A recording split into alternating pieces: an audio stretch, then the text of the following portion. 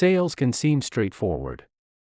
Today, for instance, a buyer fills out a form online, gets contacted by a sales rep, answers a few questions, receives a proposal, and makes a purchase. That process works when the buyer has already decided to take action. It's essentially an order-taking scenario. But most B2B sales situations don't work like that.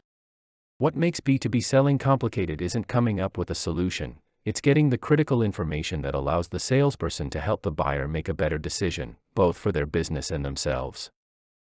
The issue is that this information is often not volunteered by the buyer.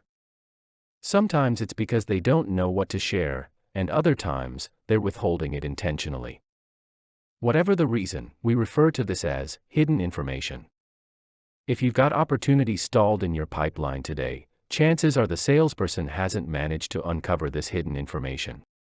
Buyers often don't know what would be useful to tell a salesperson when it comes to clarifying opportunities, solving a problem, or approaching something from a different angle. And unless the salesperson has a well-thought-out discovery process with targeted conversation tracks and relevant questions, the buyer never gets to share that information. We've always believed that listening isn't the primary skill in sales. The primary skill is guiding the buyer towards sharing the kind of information that will help them learn more about their own needs and make better decisions.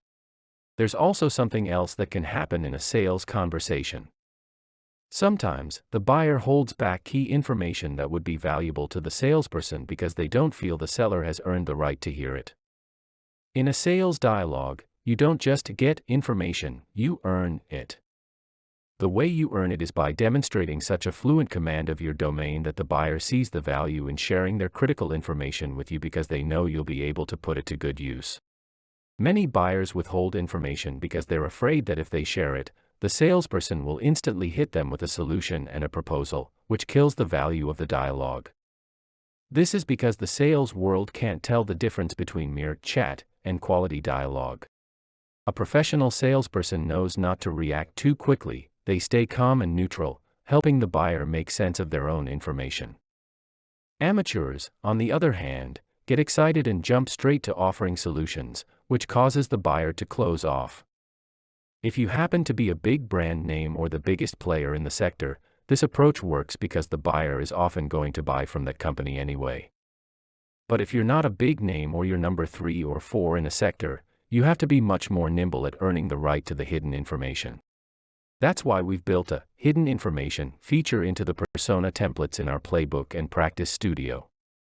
Both sales and marketing should combine their know-how and experience to fill in examples of hidden information that buyers either don't share or deliberately withhold. It's the salesperson's job to uncover that information during practice. We consider this one of the best training exercises for a salesperson.